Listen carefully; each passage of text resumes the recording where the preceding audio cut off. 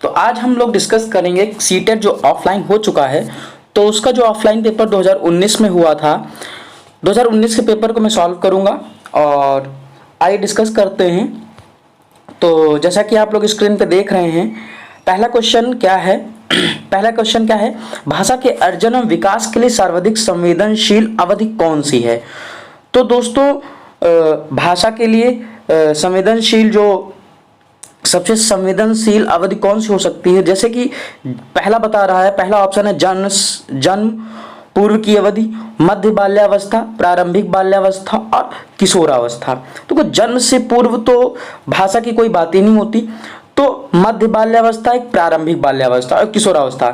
तो अगर हम देखें तो इसमें जो बी ऑप्शन है, प्रारंभिक बाल्यावस्था में क्या होती है, सबसे ज्यादा बच्चों के अंदर सीखने की प्रवृत्ति होती है, भाषा अर्जन की सबसे ज्यादा उसके ज्ञानेंद्रियां जो होती हैं वो एक्टिव होती हैं।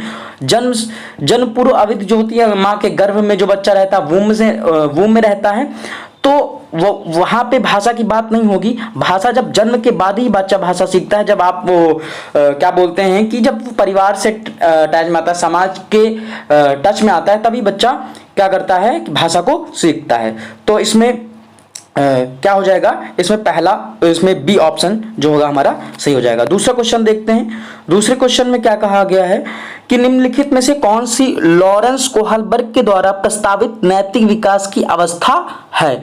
तो देखो दोस्तों, प्रसुप्ति अवस्था, सामाजिक अनुबंधन, अभिविन्यास, मूर्त संक्रियात्मक अवस्था और उद्योग बनाम अधीनता अवस्था।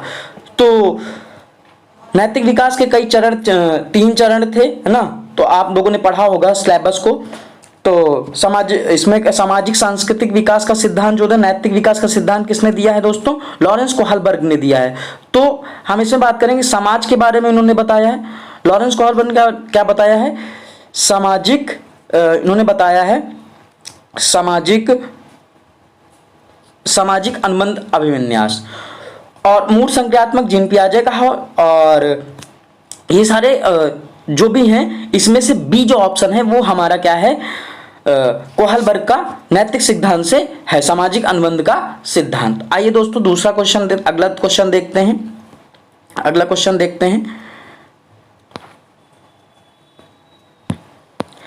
क्वेश्चन है, थर्ड क्वेश्चन क्या है, हाँ, कक्षा में परिचर्चा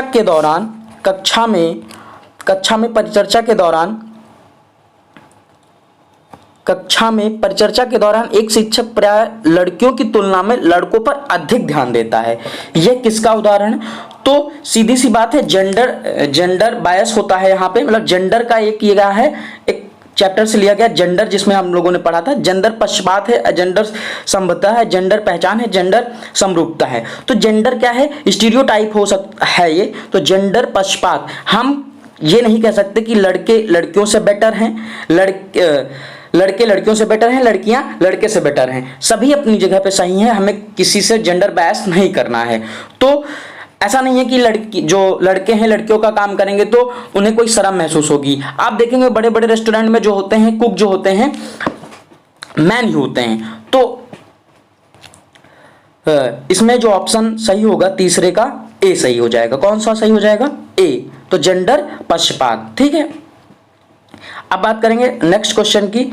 नेक्स्ट क्वेश्चन है, फोर्थ क्वेश्चन है कि बच्चे में जेंडर रूढ़िवादिता एवं जेंडर भूमिका अनुरूपता को कम करने के लिए निम्नलिखित में से कौन सी पद्धति प्रभावशाली। हाँ, बिल्कुल सही बात कि बच्चों के अंदर ये जो माइंड में बिठा दिया गया है कि लड़कियों को मैथ नहीं आती, लड़कियां मैथ नहीं सीख सकती, ठीक है, और लड़के अच्छा खाना नहीं बना सकते। तो इन सब चीजों की ऐसे जेंडर जो रूढ़िवादिता चली आ रही है कि घर में जो झाड़ू लगाएंगी वो महिलाएं ही लगाएंगी, खाना जो है घर की महिलाएं बनाएंगी, वो बाहर नहीं जाएंगी। तो इन सबको खत्म करने के लिए हमें क्या करना होगा। तो क्वेश्चन नंबर 4 है कि बच्चों में जेंडर रूढ़िवादिता को, जेंडर भूमिका अनुरूपता को कम करने के लिए कौन सी पद्धति प्रभावशाली। तो जेंडर पक्षपात के बारे में चर्चा करें, बिल्कुल सही बात है। आप देखते सभी क्वेश्चन सही होते हैं, मतलब सभी सारे के सारे जो भी ऑप्शन होते हैं सारे सही होते हैं, लेकिन इनमें से हमें क्या करना होता है, जो सबसे ज्यादा सही होता है उसको चुनना होता। जेंडर विशिष्ट भूमिकाओं को महत्व देना, जेंडर पृथक खेल समूह बनाना, जेंडर पृथक बैठने की व्यवस्था करना। तो दोस्तों इसमें अगर देखा जाए तो देखो, जेंडर पक्षपात के बारे में परिचर्चा करना, चलो ठीक बात है। जेंडर विशिष्ट भूमिकाओं को महत्व देना, अब विशिष्ट भूमिकाओं को महत्व देने का मतलब क्या, लड़कियों ने कोई अच्छा काम कर दिया तो उसकी भूमिकाओं को हम बताएंगे कि वहां पे एक लड़की ड्राइवर है, ऐसा नहीं है। महत्व दे सकते हैं, विशिष्ट जेंडर की बात नहीं, किसी को अलग नहीं करना है। अब बात करते हैं जेंडर पृथक खेल समूह बनाना। तो हमें कभी भी सीटेट ये नहीं कहता है कि आप अलग अलग किसी को बिठाएं या अलग अलग कोई समूह बनाएं। जेंडर पृथक बैठने की व्यवस्था बिल्कुल गलत बात है। आप आपस में ये अलग अलग करेंगे तो जेंडर बायस हो जाएगा कि लड़कियां लड़के साथ में नहीं बैठेंगे, ये नहीं हो सकता। अब बात करते हैं सबसे अच्छा जो क्वेश्चन है, इसमें ऑप्शन हो सकता है जेंडर पक्षपात के बारे में परिचर्चा करना। तो हमारा क्या हो जाएगा आंसर, इसका चौथे का ए हो जाएगा दोस्तों। ठीक है, अब बात करते हैं नेक्स्ट क्वेश्चन की। नेक्स्ट क्वेश्चन क्या है इसका, आइए देखते हैं। क्वेश्चन नंबर 5 क्वेश्चन देखते हैं। क्वेश्चन नंबर 5 कह रहा है, क्या कह रहा है कि निम्नलिखित में से किस मनोवैज्ञानिक ने बच्चों को ज्ञान के सक्रिय जिज्ञासु के रूप में देखते हुए उनके चिंतन पर सामाजिक एवं सांस्कृतिक विषय वस्तुओं के प्रभाव को महत्व दिया है। बिल्कुल सही बात। निम्नलिखित में से किस मनोवैज्ञानिक ने बच्चों को ज्ञान के सक्रिय जिज्ञासु के रूप में देखते हुए उनके चिंतन पर सामाजिक एवं सांस्कृतिक विषय वस्तु को प्रभाव को महत्व दिया है। तो देखो, सामाजिक की बात करेंगे, सामाजिकता की जब बात करेंगे तो देखो, निम्नलिखित में से किस मनोवैज्ञानिक में बच्चों की सामाजिक एवं सांस्कृतिक, अगर जहां समाज आ जाएगा वहां क्या हो जाएगा, लेव वाइगोस्की। क्या हो जाएगा दोस्तों, लेव वाइगोस्की। जीन पियाजे, लॉरेंस कोहलबर्ग और वॉटसन। तो वॉटसन ने तो ये कहा था मुझे 12 बच्चे दीजिए, हम उनको जो आप कहेंगे, वकील, चोर, डाकू, जो आप कहेंगे मैं वो बना दूंगा दोस्तों। तो ये तो होगा नहीं। जीन पियाजे ने तो संज्ञानात्मक विकास का सिद्धांत दिया है। उन्होंने ये भी कहा है कि नन्हे वैज्ञानिक हैं। खोजकर्ता के रूप में किसने कहा है, लेव वाइगोस्की ने। ठीक है दोस्तों, अब आगे, और कोहलबर्ग ने तो नैतिक विकास का सिद्धांत दिया ही है। नेक्स्ट क्वेश्चन देखते हैं। तो इसमें कौन सा सही हो जाएगा, बी सही हो जाएगा। कौन सा सही होगा, बी, 5वें का बी। आइए नेक्स्ट क्वेश्चन देखते हैं। हाँ, अब देखो यहाँ पे मोस्ट इंपॉर्टेंट क्वेश्चन ये आया है कि जिक्सा पहली है। पहली करते समय 5 वर्ष की नज़मा जो है स्वयं से कहती है कि नीला टुकड़ा कहाँ है। नहीं, यह वाला नहीं, गाढ़े रंग वाला, जिसमें ये जूता पूरा बन जाएगा। ठीक है, इस प्रकार की वार्ता को वाइगोस्की ने क्या कहा है। देखो, वाइगोस्की की जब बात करेंगे तो वो क्या बोलते हैं, व्यक्तिगत वार्ता। ठीक है, अगर हम जीन पियाजे की बात करेंगे तो आत्म केंद्रित वार्ता है, एक ही चीज, लेकिन अगर नाम देके पूछा जाएगा वाइगोस्की तो क्या हो जाएगा, व्यक्तिगत वार्ता। ठीक है दोस्तों, तो इसमें क्या होती है, बच्चा अपने आप को दिशा देता है। जैसे हम लोग को कोई सवाल नहीं आता है, तो जैसे मान लो हम लोग को कोई सवाल नहीं आता है तो हम लोग क्या करते हैं, ये ऐसे हाथ से उंगली से करते हैं कि अच्छा ये नहीं, यहाँ पे गलती करी थी। तो क्या होता है, अपने आप को बच्चा क्या करता है, दिशा देता है। तो इसमें सबसे सुटेबल आंसर कौन सा हो जाएगा, सबसे सुटेबल क्वेश्चन हो जाएगा ए, व्यक्तिगत वार्ता। अगर यहीं पे जीन पियाजे होता, ध्यान से सुनना कि अगर यहीं पे जीन पियाजे हो जाता, क्या होता, यहाँ पे जीन पियाजे हो जाता तो क्या हो जाता है, यहाँ पे अगर जीन पियाजे होता तो क्या हो जाता, आत्म केंद्रित वार्ता। ठीक है दोस्तों, चलिए अब आगे बात करते हैं। और इसका कौन सा आंसर हो जाएगा, व्यक्तिगत वार्ता। एक क्वेश्चन जरूर पूछा जाता है। अब आगे बढ़ते हैं। Question number 7। क्वेश्चन नंबर 7 क्या कह रहा है, क्वेश्चन नंबर 7 ये कह रहा है कि बच्चों को संकेत देना तथा आवश्यकता पड़ने पर सहयोग प्रदान करना निम्नलिखित में से किसका उदाहरण है। बिल्कुल सही बात है। देखो, ये जीन पियाजे का क्वेश्चन है, सॉरी जीन पियाजे का नहीं है, ये लेव वाइगोस्की जेडपीडी और जेडपीडी की जब बात करेंगे उसका है। देखते हैं, जैसे कि हम बात करते हैं कि बच्चों को संकेत देना तथा आवश्यकता पड़ने पर सहयोग प्रदान करना निम्नलिखित में से किसका उदाहरण है। तो प्रबलन तो है नहीं, मॉडलिंग है नहीं, अनुबंधन हो नहीं सकता, तो हम कह सकते हैं पाड़, जो हम टेम्परेरी हेल्प करते हैं किसी की। जैसे मान लो छोटा बच्चा कोई है, अगर वो नहीं पढ़ पा रहा है तो हमने उससे बता दिया बेटा ये आ ओ बड़े की मात्रा आ और माँ करेंगे तो आम हो जाएगा, तो पढ़ने लगेगा। तो थोड़ी मदद करना, या फिर जैसे हम कह सकते हैं कि जैसे कोई बच्चा साइकिल चलाना सीख रहा है, जैसे कोई बच्चा है क्या करता है, साइकिल चलाना सीख रहा है, ठीक है, तो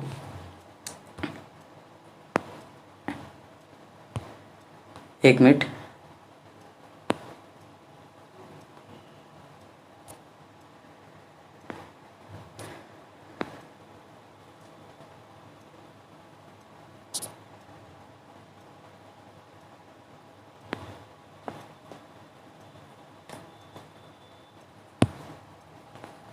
हाँ, तो देखते हैं कि निम्नलिखित में से मनोवैज्ञानिक, तो इसमें कौन सा हो जाएगा, महत्व दिया है, जिक्सा वाला हो चुका था 7 क्वेश्चन हम, तो इसमें से कौन सा हो जाएगा, इसमें से हो जाएगा, इसमें हो जाएगा बात करते हैं किसकी, 5, इसमें क्या हो जाएगा, ढांचा, इसको मचान देना, ढांचा देना ये बोलते हैं, थोड़ा टेक्निकल इशू आ गया था दोस्तों। तो आगे बढ़ते हैं, आगे नया क्वेश्चन क्या कह रहा है, नया क्वेश्चन कह रहा है कि निम्नलिखित में से, तो इसमें पार हो जाएगा, जैसे मान लो कोई साइकिल चलाना सीख रहा है, तो उसे हम क्या करने, हम थोड़ा सा इसको मचान को डिस्क्राइब कर दे रहे हैं, थोड़ा सा मचान क्या होता है कि टेम्परेरी हेल्प करना किसी चीज की, जैसे हम कोचिंग करते हैं तो वो टेम्परेरी हेल्प हो सकती है हमारी कि हाँ हमें जो चीज आती हैं, जो चीज नहीं आती हैं, और हम जो चीज पा लेते हैं उनके बीच का दायरा ZPD कहलाता है, तो जोन ऑफ प्रॉक्सिमल डेवलपमेंट। लेकिन अब पार क्या होता है, हम किसी को क्या करते हैं, टेम्परेरी हेल्प जब देते हैं, जैसे मान लो कोई साइकिल चलाना सीख रहा है, ठीक है, कोई साइकिल चलाना सीख रहा है, तो हम क्या करते हैं, पीछे पकड़ ले, पीछे पकड़ने के बाद थोड़ी दूर वो चलते जाते हैं तो और छोड़ देते हैं, तो उसके बाद वो अपने आप साइकिल चलाना सीख जाता है। तो ये होती है हमारी टेम्परेरी हेल्प, ठीक है। अब बात करते हैं नेक्स्ट क्वेश्चन की।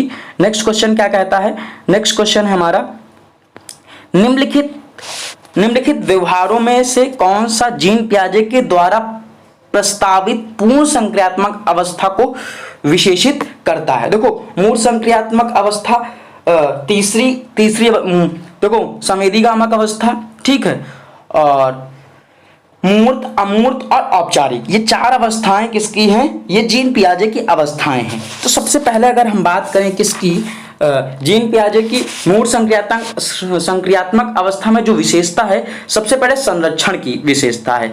तो हम सही आंसर पे जब पहुंचते हैं, सही आंसर पे इसमें कौन सा हो जाएगा, बी हो जाएगा। कौन सा आंसर हो जाएगा, बी हो जाएगा। देखो परिकल्पित निगमनात्मक तर्क सारा, जिसमें सारी चीजें जो पहला होगा, ए जो है हमारा, वो हो जाएगा हमारा लास्ट में चला जाएगा, ठीक। और संरक्षण का मतलब क्या होता है, जैसे मान लो कोई क्वांटिटी है, एक छोटी प्लेट है या एक बड़ी प्लेट है, या फिर छोटे छोटे गिलास हैं 2, हमने 1 लीटर पानी एक मग्गे में डाला और 1 लीटर दूसरे में डाला, तो वो कभी भी शेप बदल देने से किसी की क्वांटिटी नहीं बदलती। इसको हम क्या बोलते हैं, इसको हम संरक्षण बोलते हैं, ठीक है। तो नेक्स्ट देखते हैं, अप्रतीकात्मक विचार या अनुक्रमणीयता 7 साल के वर्ष में होता है, ठीक है। तो बात करेंगे नेक्स्ट क्वेश्चन की।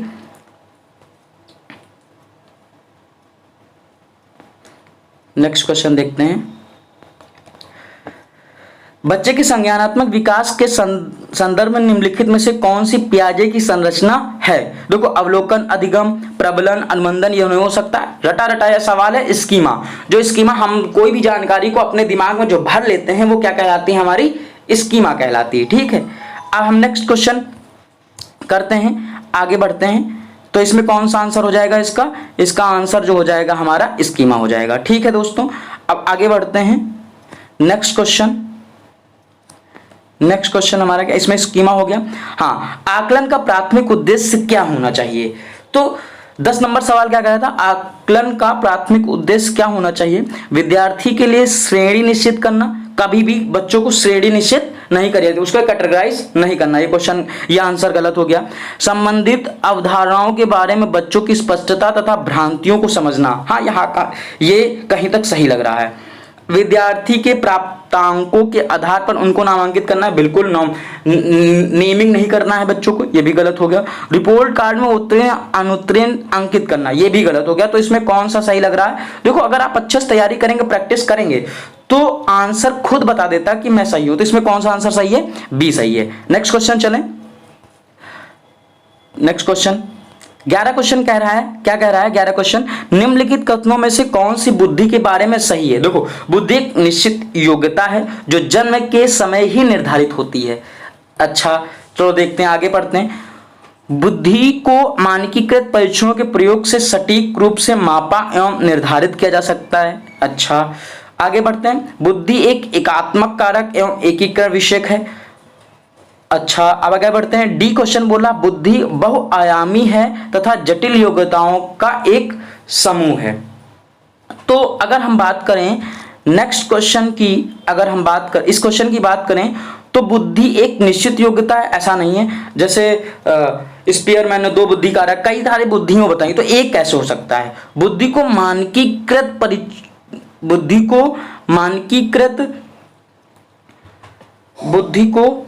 परीक्षणों के प्रयोग से सटीक रूप से कभी भी नहीं मापा जा सकता कि इसके पास 2 किलो बुद्धि, 3 किलो बुद्धि को कभी मापा नहीं जा सकता। बुद्धि क्या है? समस्याओं से जूझने की एक क्षमता है।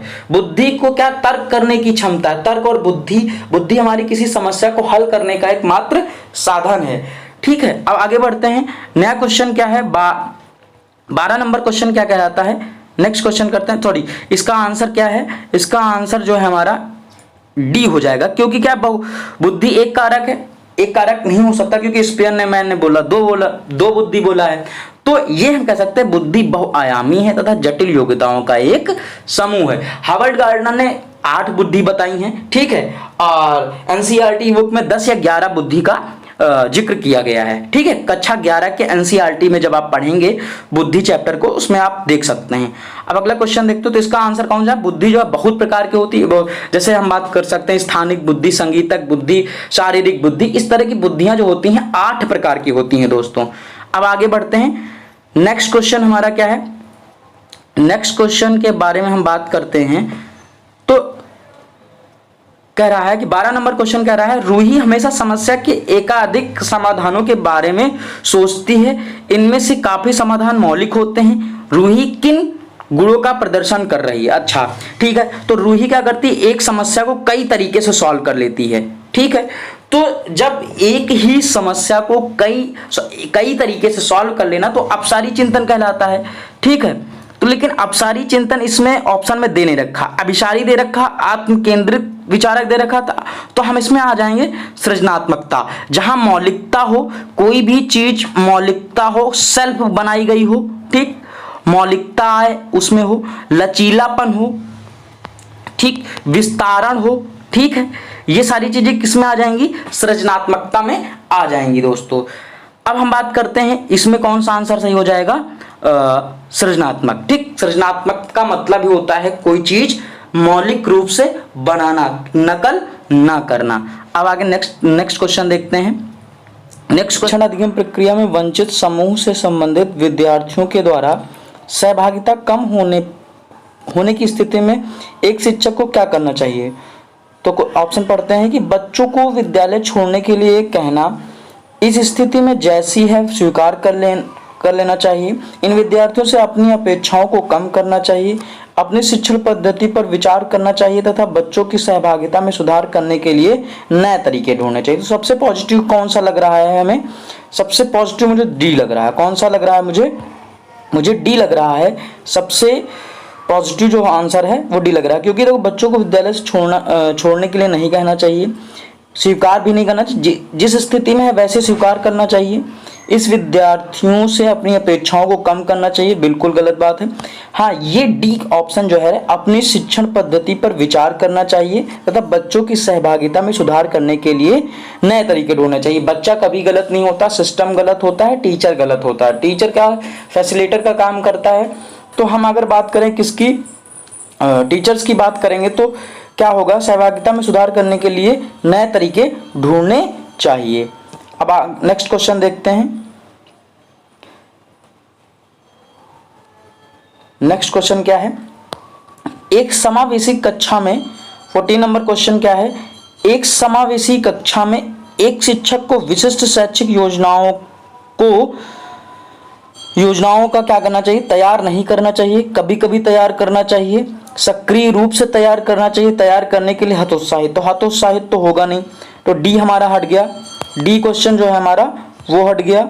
उसके बाद कौन सा बचा? सक्रिय रूप से तैयार करना चाहिए, कभी कभी तैयार करना चाहिए, रेगुलर तैयार करना चाहिए भी घट गया। तैयार नहीं करना चाहिए तो बहुत ही गलत बात है। तो उसमें सी ऑप्शन जो है हमारा पॉजिटिव है, इसलिए सही है। आइए नेक्स्ट क्वेश्चन देखते हैं। 15 नंबर क्वेश्चन क्या कह रहा है, पठन वैफल्य क्या होता है, मतलब पढ़ने में असफलता या सफल ना हो पाना, तो उसका क्या बात करते हैं, पठन वैफल्य क्या होता है। बच्चों के प्राथमिक लक्षण क्या हैं, न्यून अवधान विकार, अपसारी चिंतन, पढ़ने में धारा प्रवाहिता, धारा प्रवाह, पढ़ने की अक्षमता, एक ही गति विषयक कार्य को बार बार दोहराना। तो इसमें अगर कहा जाए धारा प्रवाह, पढ़ने की अक्षमता जो है, ये एक बच्चा क्या होता है, अटक अटक के पढ़ता है, यही होगा पठन वैफल्य। ठीक है, अब नेक्स्ट क्वेश्चन देखते हैं। नेक्स्ट क्वेश्चन क्या कहता है, 16 नंबर क्वेश्चन कहता है, शिक्षा का अधिकार अधिनियम 2009 में उल्लेख की गई समावेशी शिक्षा की अवधारणा निम्नलिखित में से किस पर आधारित है। व्यवहारवादी सिद्धांत पर, अशक्त बच्चों के प्रति एक सहानुभूतिक अवधि पर, अधिकार आधारित मानवतावादी परिप्रेक्ष्य, मुख्य व्यवसायिक शिक्षा उपलब्ध करा करके अशक्त बच्चों को मुख्य धारा में शामिल करना। बिल्कुल सही बात है। इसका आंसर जो हो जाएगा हमारा, इसका आंसर जो होगा हमारा अधिकार आधारित मानवता परिप्रेक्ष्य। ठीक, मानवतावादी परिप्रेक्ष्य। तो सबसे सटीक आंसर कौन सा है, सी नंबर जो है 16 का, सी नंबर, अधिकार आधारित मानवतावादी परिप्रेक्ष्य। ठीक है, अब आगे बात करते हैं। और देखा जाए अधिकार RT 2009 जो हो रहा है हमारा, RT right to education, RT के बारे में कुछ फैक्ट हैं, जैसे ये किस आर्टिकल नंबर के अंतर्गत आता है, तो आर्टिकल 21। ठीक, किस संविधान संशोधन हुआ, कौन सा संविधान संशोधन में हुआ, तो 74वां संविधान संशोधन। कौन सा, 74वां संविधान संशोधन में इसको लाया गया। और हम बात करेंगे इसकी, ये कब लागू हुआ, तो 1 अप्रैल 2010 को लागू हुआ। कब हुआ, 1 अप्रैल 2010 को लागू हुआ। कब हुआ, 2010 को। ठीक है, ये याद रखिएगा। अब बात करते हैं 17 नंबर क्वेश्चन क्या कहता है, संरचनावादी ढांचे में अधिगम प्राथमिक रूप से यंत्रवत याद करने आधारित, और बिल्कुल गलत, रूट मेमोराइजेशन को बिल्कुल नहीं देंगे। प्रबलन पर केंद्रित होना चाहिए, अनुबंधन द्वारा अर्जित होना चाहिए, अवबोधन की प्रक्रिया पर केंद्रित होना चाहिए। तो अगर हम बात करें कि प्रबलन पर एक ही विषय पर केंद्रित होना चाहिए, यंत्रवत याद करने पर आधारित होना चाहिए, यंत्रवत याद करने पर आधारित मतलब जैसा है वैसा याद कर ले बच्चा, ये भी गलत बात है सीटेट की नज़रों में। प्रबलन पर केंद्रित होना चाहिए, बस एक ही चीज़ पर बल देना चाहिए। अनुबंधन पर, अनुबंधन द्वारा अर्जित होने, कब तक बच्चों को हम किसी से रिलेट करके पढ़ाएंगे, कहीं तक हद तक सही है, लेकिन अनुबंधन द्वारा अर्जित करना, अगर वो चीज़ बच्चे के सामने नहीं अनुबंध कर लग कि हम तुम्हें टॉफी देंगे, आप भी मुझे बताइए, किसी से रिलेट करके पढ़ाना वो सही है, लेकिन सबसे सुटेबल क्या, संरचनावादी का मतलब होता है अवबोधन की प्रक्रिया पर केंद्रित होना चाहिए। बच्चा क्या करे, अपने आप अवबोध करे, उसके बारे में जाने, तब वो सीखे। ठीक है, प्रक्रिया पर आधारित होना चाहिए, अर्थ निर्माण की प्रक्रिया पर केंद्रित होना चाहिए। ठीक है, तो जैसे इसमें सूचना निर्माता हो सकता है, वस्तुनिष्ठ वास्तविकता से संबंधित कोई भी प्रश्न हो सकते हैं। इस वाले में जो संरचनावादी है 17 नंबर क्वेश्चन ये कहता है। अब बात करते हैं 18 नंबर क्वेश्चन की। नेक्स्ट क्वेश्चन हमारा क्या है, अभी 12 क्वेश्चन और हैं। अनेक घटनाओं के बारे में बच्चों के द्वारा बनाए गए सहजानुभूत सिद्धांतों के संदर्भ में एक शिक्षिका को क्या करना चाहिए। बच्चों के इन सिद्धांतों को अनदेखा करना चाहिए। अनदेखा क्या है, निगेटिव सेंस में आता है, तो ये नहीं हो सकता। बच्चों को दंडित करना चाहिए, तो बिल्कुल गलत है। बार बार याद करने के द्वारा, देखो यंत्रवत रोट मेमोराइजेशन को बल नहीं देना है, यह बार बार याद करने के द्वारा एक ही सिद्धांत से बदल देना चाहिए। प्रतिकूल प्रमाण एवं उदाहरणों को प्रस्तुत करके बच्चों को इन सिद्धांतों को चुनौती देनी चाहिए। तो सबसे सुटेबल कौन सा आ रहा है, कौन सा क्वेश्चन, कौन सा आंसर आ रहा है इसमें, ये डी नंबर क्वेश्चन है। इसमें कौन सा, डी ऑप्शन सही हो रहा है कि प्रतिकूल प्रमाण एवं उदाहरणों को प्रस्तुत करने बच्चों के इन सिद्धांतों को बताना चाहिए, चुनौती देना चाहिए। ठीक, अब बात करते हैं नेक्स्ट क्वेश्चन की। नेक्स्ट क्वेश्चन क्या कहता है, छात्र केंद्रित शिक्षा शास्त्र की क्या विशेषताएं हैं। केवल पाठ्य पुस्तकों पर निर्भर होना चाहिए। केवल पाठ्य पुस्तकों पर, तो केवल एक खुद ही निगेटिव सेंस में आता है। केवल जो शब्द है आगे पढ़ते हैं। बच्चों के अनुभवों को प्रमुखता देना बिल्कुल ठीक है, यहाँ ये देखते हैं, ठीक है। यंत्रवत याद करना ये भी गलत हो गया। योग्यता के आधार पर विद्यार्थियों को नामांकित करना, वर्गीकरण करना, बिल्कुल किसी को कैटेगराइज नहीं करना, नेमिंग नहीं कराना, लेबलिंग नहीं करना है, ये सारे निगेटिव वर्ड हैं। यंत्रवत मतलब जैसा का तैसा याद करना, बिल्कुल गलत बात है। इसमें सबसे सही और अच्छा क्या है, बी ऑप्शन लग रहा है मुझे, बच्चों के अनुभव को प्रमुखता देना। क्या होगा, बच्चों के अनुभव के आधार पर सीखने दें उन्हें, ठीक है। इसमें कौन सा 19 का बी सही हो जाएगा। नेक्स्ट क्वेश्चन देखते हैं, थोड़ा स्पीड में बढ़ाएंगे। नेक्स्ट क्वेश्चन क्या कह रहा है, नेक्स्ट क्वेश्चन कहता है कि संवेग एवं संज्ञान एक दूसरे से क्या है, डैश, पूर्णतः अलग है, अलग देखते हैं, स्वतंत्र हैं, सन्निहित हैं, संबंधित नहीं है। तो संवेग और संज्ञान जब हम पढ़ेंगे क्या, डोमेन ऑफ डेवलपमेंट जब पढ़ेंगे हम लोग, उसमें ये चीज पढ़ेंगे कि 4 प्रकार के विकास होते हैं। विकास के जो हमने पढ़ रखा है, इसमें विकास जो होता है 4 प्रकार के होते हैं, संज्ञानात्मक विकास, शारीरिक विकास, मानसिक विकास और संवेगात्मक विकास। ये पढ़ेंगे तो हम लोग देखेंगे कि संज्ञान से रिलेटेड होता है संवेग भी। अगर हम क्रोधित हैं तो हमारा माइंड भी काम नहीं करता है। तो हम बात करें अगर इससे बात करें, स्वतंत्र तो हो नहीं सकते, संबंधित नहीं है तो बिल्कुल ही गलत बात है, पूर्णतः अलग है ये भी गलत बात है। अब एक ही बचा कि एक दूसरे से क्या है, बिल्कुल सन्निहित हैं। 10 क्वेश्चन और हैं दोस्तों, आइए देखते हैं कि संरचनावादी सिद्धांतों के अनुसार अधिगम के बारे में निम्नलिखित कथनों में से कौन सा सही है। अधिगम पुनरुत्पादक एवं स्मरण की प्रक्रिया है, अधिगम यंत्रवत याद करने की प्रक्रिया है, अधिगम आवृत्ति संबंधन के द्वारा व्यवहारों का अनुबंधन है, अधिगम सक्रिय विनियोजन के द्वारा ज्ञान की संरचना की प्रक्रिया है। तो 21 का मुझे सबसे सटीक क्वेश्चन आंसर जो लग रहा है वो हमारा लग रहा है, अगर हम देखें तो डी ऑप्शन जो हमारा सही है, अधिगम सक्रिय विनियोजन के द्वारा ज्ञान की संरचना की प्रक्रिया है। ठीक, आप लोग इस क्वेश्चन का आंसर कमेंट में जरूर बताइएगा। नेक्स्ट क्वेश्चन देखते हैं। नेक्स्ट क्वेश्चन क्या कह रहा है कि नेक्स्ट क्वेश्चन कह रहा है विद्यार्थी को स्पष्ट उदाहरण एवं गैर उदाहरण देने के क्या परिणाम हैं। तो क्या परिणाम हो सकते हैं, क्या परिणाम हो सकते हैं कि ए अवधारणात्मक परिवर्तनों को प्रोत्साहित करने के लिए एक प्रभावशाली तरीका है। यह विद्यार्थियों के दिमाग में भ्रांतियां उत्पन्न करना है, भ्रांति नहीं उत्पन्न हो सकती। यह अवधारणाओं की समझ में अभाव पैदा करता है। यह अवधारणात्मक समझ के बजाय कार्यविधि प्रक्रियात्मक ज्ञान पर ध्यान केंद्रित करता है। तो इसमें से सबसे अगर देखा जाए, देखो अवधान तो उत्पन्न करेगा नहीं, ठीक है, अभाव भी पैदा नहीं करेगा, तो ये दो ऑप्शन नहीं होंगे। अब ए या डी में एक हो सकता है, तो हम देखते हैं कि ए या डी में कौन सा सही हो सकता है। देखो अवधारणात्मक परिवर्तनों को प्रोत्साहित करने के लिए एक प्रभावशाली तरीका हो सकता है। देखो डी क्या कर रहा है, यह अवधारणात्मक समझ के बजाय, देखो अवधारणात्मक के बजाय हो गया, मतलब इसको ये अवधारणात्मक फैक्चुअल को नहीं गिन रहा है, तो इसका मतलब ये गलत हो गया। तो हमारे पास बचा कौन सा, ए, तो हमारा इसका आंसर कौन सा हो जाएगा, ए हो जाएगा। ठीक है, अब आगे बढ़ते हैं। क्वेश्चन नंबर 23 देखेंगे।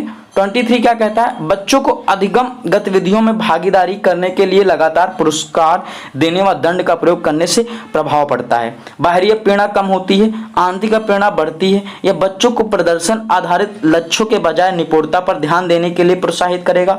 अधिगम में बच्चों की स्वभाव, अभिरुचि एवं जिज्ञासा कम होती है। देखो पुरस्कार एवं दंड जो होता है मोटिवेशन का काम करता है, कभी कभार मोटिवेशन का काम करता है, लेकिन सबसे देखो बाहरी प्रेरणा कम होती है, बिल्कुल बात है। अगर आप आंतरिक प्रेरणा कम हो जाती है, बच्चों को अगर बाहर दंडित पुरस्कार दंड देते रहेंगे तो बाहरी प्रेरणा क्या हो जाती है, कम होती जाती है। आंतरिक प्रेरणा बढ़ती है, दंड देने से आंतरिक प्रेरणा कभी नहीं बढ़ेगी। यह बच्चों को प्रदर्शन आधारित लक्ष्यों के बजाय निपुणता पर ध्यान देने के लिए प्रोत्साहित करता है। अधिगम में बच्चों की स्वाभाविक अभिरुचि तथा जिज्ञासा कम होती जाती है। बिल्कुल बात सही है। जब तक आप मान लो आपने पुरस्कार दिया, जब तक आपने टॉफी दी बच्चों को, तब तक वो टेबल सुना रहा है, आपने टॉफी देना बंद कर दिया, वो नहीं सुनाएगा। तो सबसे सही कौन सा है हमारा, डी। इससे क्या होता है, बच्चों की जिज्ञासा कम हो जाती है। बच्चा अगर पूछना भी चाहता है तो क्लास में आपने उसको डांट दिया, मार दिया, तो बच्चा नहीं पूछेगा। तो सबसे सुटेबल और सबसे अच्छा क्वेश्चन कौन है, डी ऑप्शन। अब बात करते हैं, अभी 6 क्वेश्चन बाकी हैं। 24 नंबर क्वेश्चन क्या कहता है? 24 नंबर क्वेश्चन कहता है कि निम्नलिखित में से कौन सी प्रथाएं सार्थक अधिगम को बढ़ावा देती हैं? शारीरिक दंड, सहयोगात्मक अधिगम, पर्यावरण, सतत एवं समग्र मूल्यांकन, निरंतर तुलनात्मक मूल्यांकन। देखो 24 में क्या है, देखो शारीरिक दंड, सार्थक अधिगम, दंड तो होगा नहीं तो पहला तो नहीं होगा।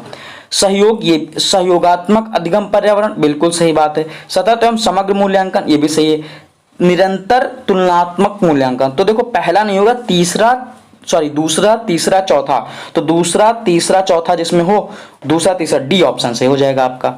इसका भी आंसर आप लोग कमेंट में बताइएगा। 24 नंबर का और 21 नंबर के 2 क्वेश्चनों का आंसर आप लोग कमेंट में जरूर बताइएगा। पूरी वीडियो देखेंगे जरूर। आज शाम को ये वीडियो अपलोड हो जाएगी।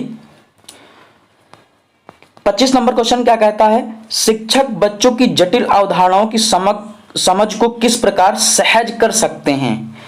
कह रहा है कि शिक्षक बच्चों की जटिल अवधारणाओं की समझ को किस प्रकार सहज कर सकता, मतलब कि कठिन चीजों को कैसे सरल कर लेगा। एक व्याख्या देकर आगे देखते हैं। प्रतियोगात्मक अवसरों की व्यवस्था करके, बार बार यांत्रिक अन्वेषण परिचर्चा करके, तो बिल्कुल सही बात है। जिसमें पॉजिटिव सबसे ज्यादा दिख रहा है, टाइम वेस्ट करने की जरूरत ही नहीं है, डी ऑप्शन सही हो जाएगा। आगे बढ़ते हैं।